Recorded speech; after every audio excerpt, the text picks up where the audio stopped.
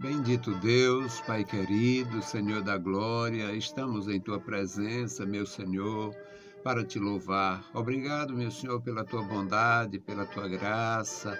Obrigado pelo Teu amor para conosco, Senhor. Agora suplicamos pela Tua igreja. Suplicamos, meu Senhor, pelos nossos ouvintes, os nossos amigos, ajudadores, Pai, intercessores. Guarda a Tua igreja, manifesta o Teu poder, meu Senhor, na vida dos Teus servos, na cidade, no sítio, os novos convertidos, abençoa, crianças, jovens e adultos na Tua casa, Senhor, na Tua igreja, os Teus servos idosos, os ministros do Evangelho. Ó Senhor da glória, estenda as Tuas santas mãos sobre nós. Nos dá, meu Senhor, a graça para perseverar, nos dá graça, Senhor, para compreender e prazer em publicar os Teus atos poderosos. Em nome de Jesus Cristo, nós te pedimos. Amém. Saudamos a todos com a paz de nosso Senhor Jesus Cristo. Voltamos para apresentar o programa A Voz da Igreja, programa da Escola Teológica União e Crescimento, a Unicresce, e hoje nós vamos falar sobre a graça de nosso Senhor Jesus Cristo. Jesus Cristo e sua graça. Jesus Cristo e sua grandeza, seu amor, seu profundo amor. O nosso texto é Gálatas, capítulo 2, versículos 9 a 16. Você é bem-aventurado ouvindo a palavra de Deus, é bem-aventurado aprendendo, é bem-aventurado quem ouve, bem-aventurado quem guarda esta palavra gloriosa. Então vamos ler a palavra do Senhor e aprender juntos. Gálatas 2 e 9. E conhecendo Tiago e Cefas e João, que eram considerados como as colunas, a graça que me havia sido dada, deram-nos as destras, em comunhão comigo e com Barnabé, para que nós fôssemos aos gentios e eles à circuncisão, recomendando-nos somente que nos lembrássemos dos pobres, o que também procurei fazer com diligência.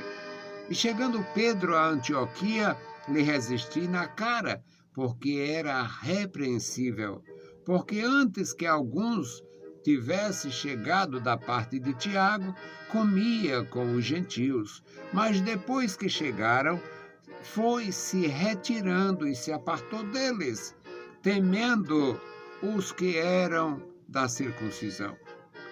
E os outros judeus também dissimulavam com ele, de maneira que até Barnabé se deixou levar pela sua dissimulação. Mas quando vi que não andava bem e diretamente conforme a verdade do Evangelho, disse a Pedro na presença de todos: se tu, sendo judeu, vives como os gentios e não como judeu, por que obriga os gentios a viverem como judeus?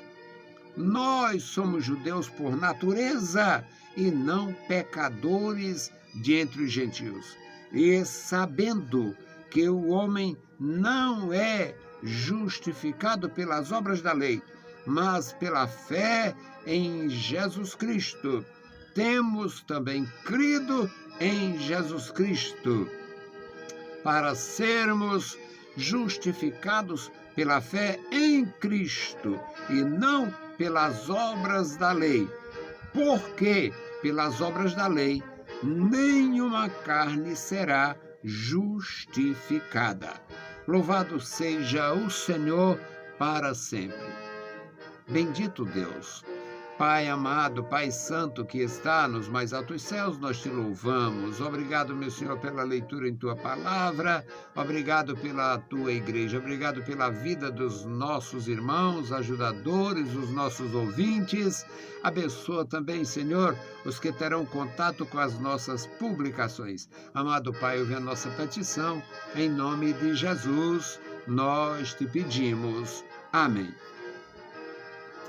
Meus amados irmãos, a maioria dos irmãos, a maioria da igreja tem um conhecimento razoável sobre a conversão do apóstolo Paulo, que antes era um fariseu importante, fariseu renomado, fariseu que era extremado no seu zelo em relação à lei de Moisés e às suas práticas, e aquele fariseu perseguiu a igreja de Jesus. Quando Jesus foi sacrificado como o Cordeiro de Deus, morreu e ressuscitou para nossa justificação, o Saulo deveria estar ainda em formação lá com o Gamaliel. Não temos, antes daquele episódio do martírio de Estevão, o apedrejamento, a condenação e execução de Estevão, não se ouviu falar em Saulo. Antes, o Saulo aparece, entra na história naquela fatídica condição de apedrejamento de Estevão. Estevão foi escolhido para ser diácono da igreja, para servir às mesas. Pedro e os demais tomaram a iniciativa de continuar na pregação, no ensino da palavra, mas sem desprezar o cotidiano das pessoas, as necessidades da comunidade, da igreja. E eles escolheram homens dignos, homens que tinham o respeito do público e a condição espiritual verdadeira. Eram homens que tivessem realmente testemunho dos irmãos e o testemunho do Espírito Santo. Escolheram aqueles homens e entre os homens os 7 estava o Estevão. O Estevão se destacou tanto pela pregação, o Estevão se destacou tanto pelos milagres, pela atuação, que passou a ser um alvo, assim como Jesus tinha sido um alvo, assim como os demais tinham sido acompanhados e perseguidos. O Estevão passou por isto. E quando executaram o Estevão, a gente tem a primeira menção de um homem chamado Saulo. O Saulo tomou a iniciativa a partir daquele momento. O Saulo, sendo um fervoroso fariseu, um zeloso fariseu, caiu no agrado do sistema farisaico e ele passou a ser um perseguidor ferrenho da igreja de Jesus. Ele fez as pessoas blasfemar, ele perseguiu as pessoas em Jerusalém, e quando aconteceu a conversão dele, ele estava na Síria, estava se aproximando e entrando em Damasco. E a função era a mesma, o interesse era o mesmo, a realidade era a mesma: prender quem encontrasse lá e trazer para ser julgado em Jerusalém, e quem sabe, dependendo da situação, ter o destino do Estevão. Acontece que o nosso Deus, na sua soberania, conhecia que o zelo dele era ignorante, mas que ele não era má e que ele poderia e deveria ser um instrumento nas mãos do Senhor. Então Saulo se converte, o Saulo de imediato passa a sofrer por causa dos fariseus que julgavam, sentiam-se traídos por ele e o viam como um desgraçado, um fariseu maldito. E o Saulo ficou fora de Jerusalém há algum tempo, fora de Israel, e só voltou lá 4 anos depois, depois passou mais 10 anos sem voltar, trabalhando entre os gentios. Neste texto que nós lemos aqui em Gálatas 2, ele estava trabalhando com muita tranquilidade entre os gentios. Ele tinha sido, digamos, autorizado pela igreja. O Tiago, que era irmão do Senhor, o Tiago era uma liderança, porque o Tiago não chamava tanto a atenção como Pedro, o João, os demais. O Tiago, irmão do João, já tinha sido morto, e acontece que o Tiago era moderado, não tinha sido discípulo de Jesus. No período do ministério de Jesus, ele se converte após a ressurreição de Jesus. Tudo leva a gente a crer nisto, porque ele não figura entre as pessoas que estavam com Jesus, que eram questionadas ou incriminadas. Bom, o Tiago se torna uma liderança na igreja em Jerusalém e reconhece a importância do Saulo, agora chamado de Paulo, e o Tiago, juntamente com Cefas, que é o nome aramaico de Pedro, e o João, chamados aqui, dito aqui pelo próprio Saulo, próprio Paulo, que estes homens eram tidos como colunas da igreja cristã. Eram colunas do Evangelho, colunas da obra de Deus. Então, o primeiro versículo da nossa leitura, Gálatas 2:9, diz: e conhecendo o Tiago conhecendo, o Tiago sabendo, o Tiago entendendo, o Tiago, o Cefas e o João conhecendo, entendendo, admitindo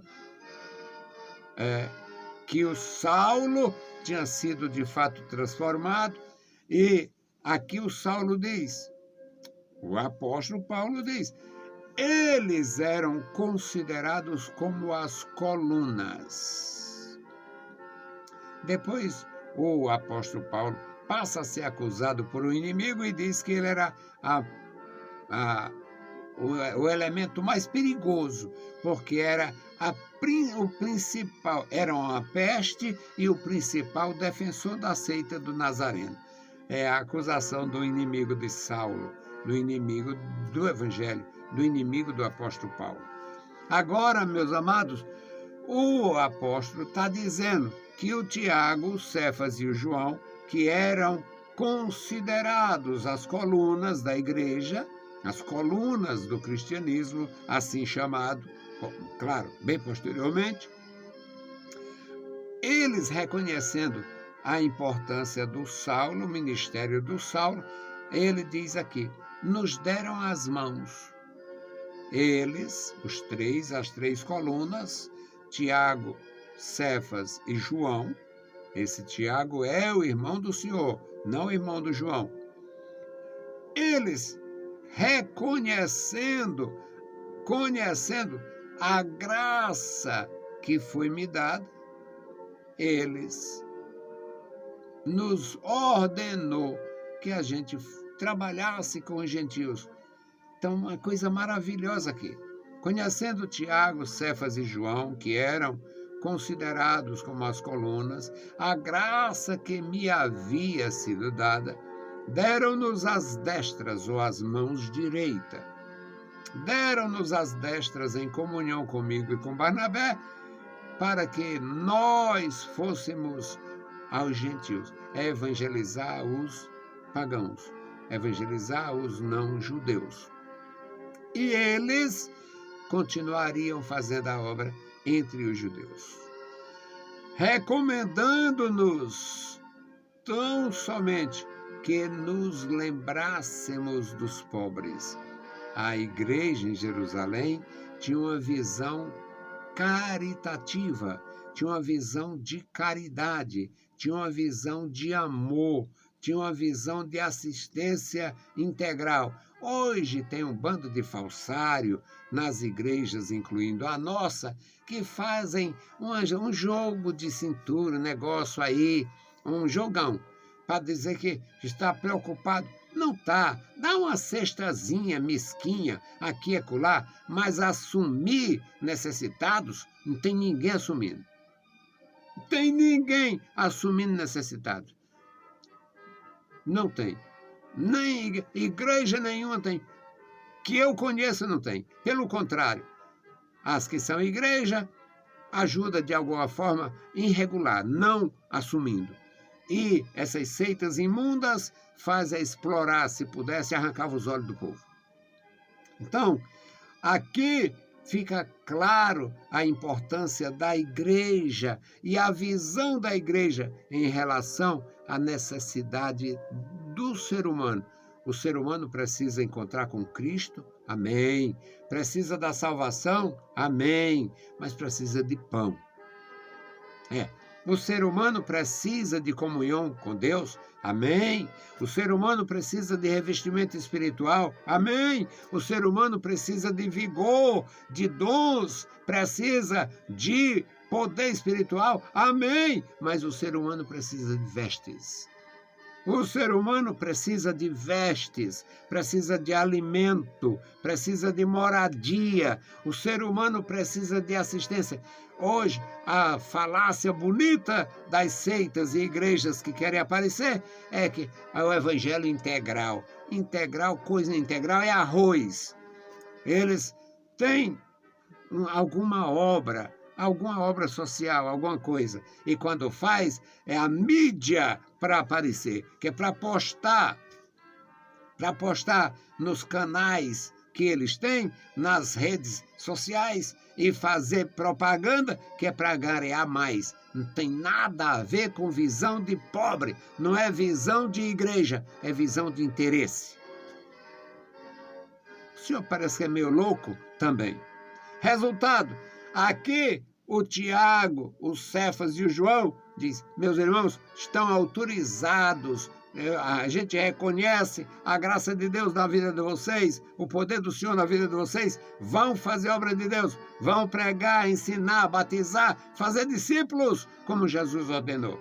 Agora, não esqueça a visão de Jesus em relação ao homem necessitado. O homem precisa de saúde, moradia, alimento e graça. Graça, alimento, saúde e moradia. O homem precisa ser assistido de forma integral. Aqui é a mensagem do Evangelho. Jesus Cristo pregava, ensinava, orava e alimentava. É claro que não foi todo o tempo. E uma vez ele ainda fez uma coisa, do meu ponto de vista, da minha forma de ver, deselegante. Porque ele viu aquela multidão e conhecia o coração. Eu não posso fazer e nem dizer, mas ele podia dizer e fazer. Ele disse: vocês não estão aqui pela palavra, não, estão aqui para comer. Então, é maravilhoso aprender.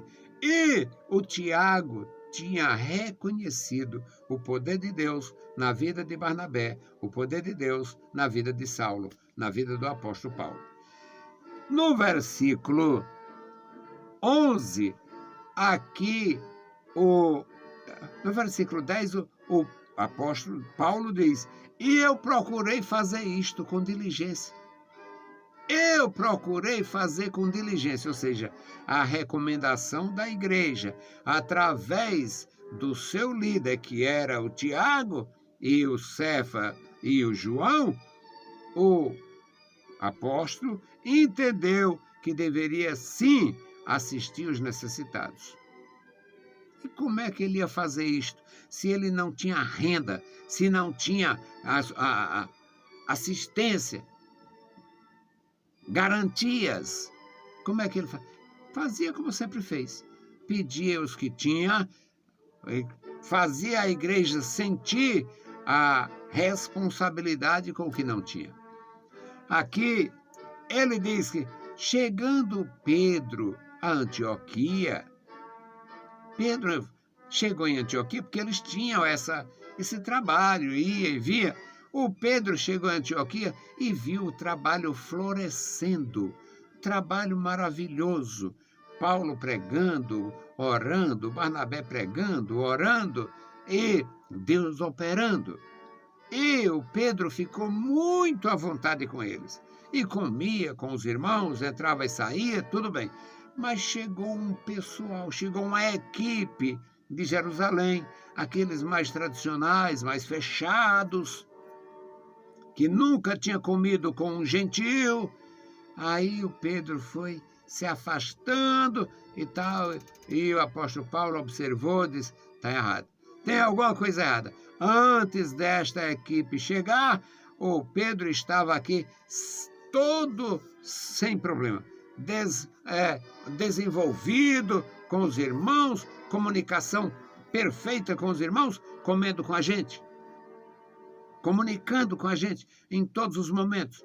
Aí chegou o grupo de Jerusalém, pessoal que lá serve com o Tiago, e ele se afastou.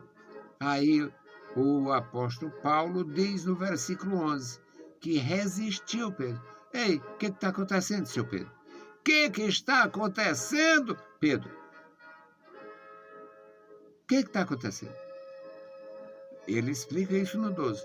Porque antes que chegasse, que tivesse chegado alguns da parte do Tiago, comia com a gente, comia com os gentios, comigo, com Barnabé, comia conosco.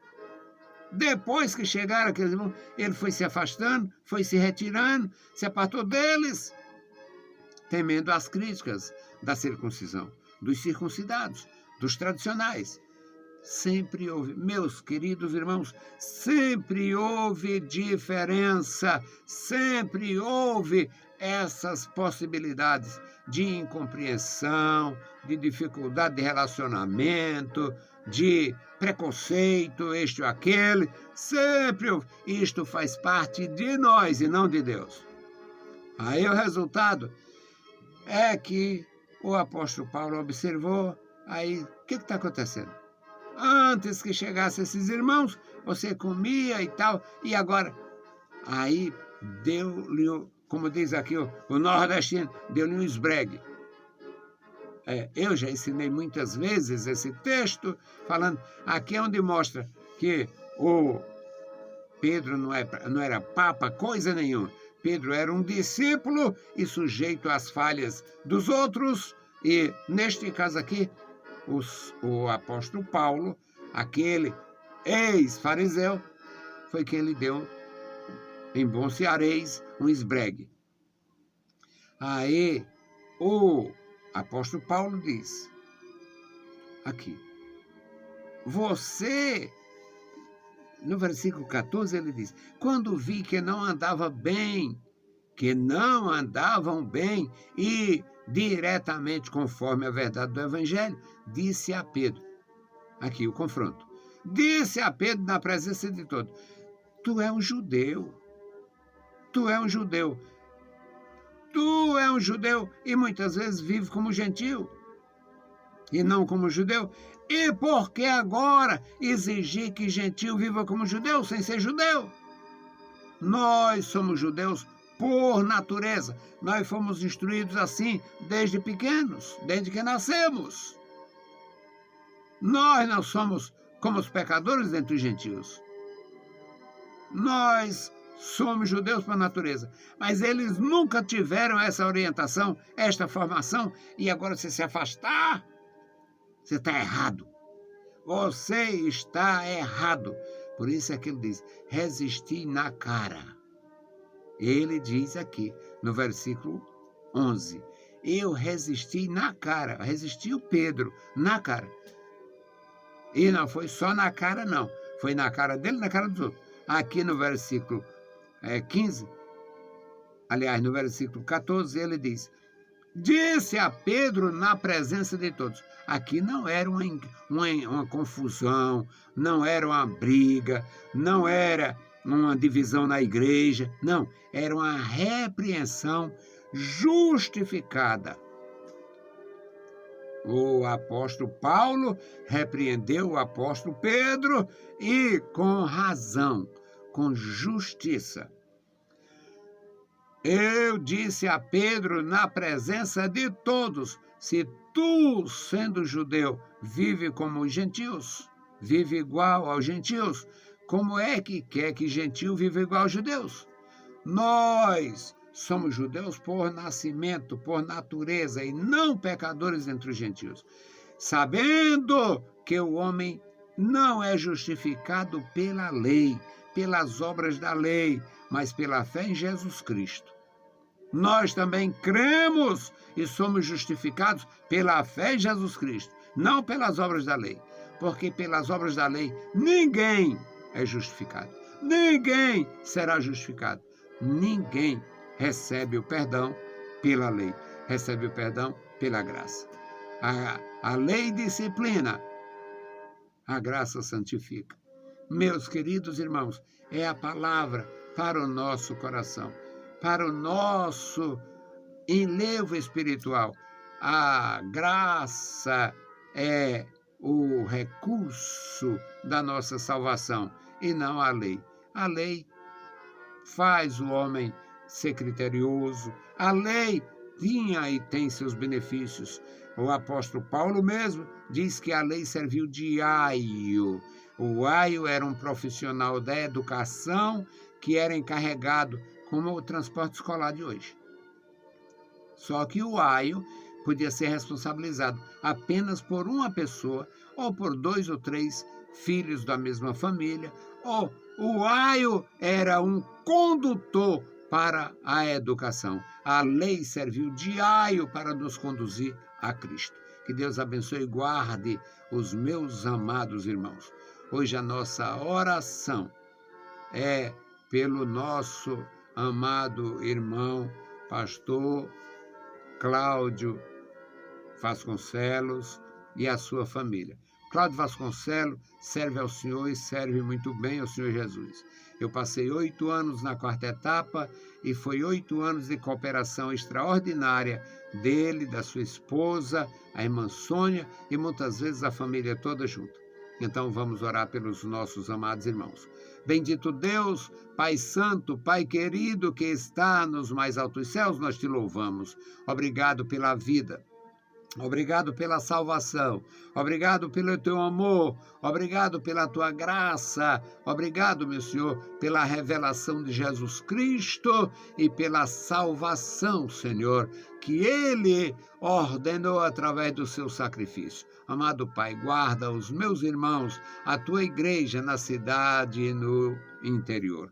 Agora, Senhor, te apresentamos o pastor Cláudio, apresentamos, meu Senhor, a irmã Sônia e apresentamos a família dele, os pais dele. Abençoa, Senhor, pastor Benedito, a irmã Maria, toda a família. Abençoa, meu Senhor, pastor Cláudio, a irmã Sônia e os seus filhos e netos. Guarda, Senhor, os teus servos, guarda a sua família e recompensa com a bênção dos céus o que eles fizeram e continuam fazendo na tua obra. Em nome de Jesus, nós te pedimos. Amém. Saudamos a todos com a paz de nosso Senhor Jesus Cristo. Se o Senhor permitir, a gente volta. Deus nos abençoe. Leiam a Bíblia Sagrada e a graça de nosso Salvador repouse sobre vós. Amém.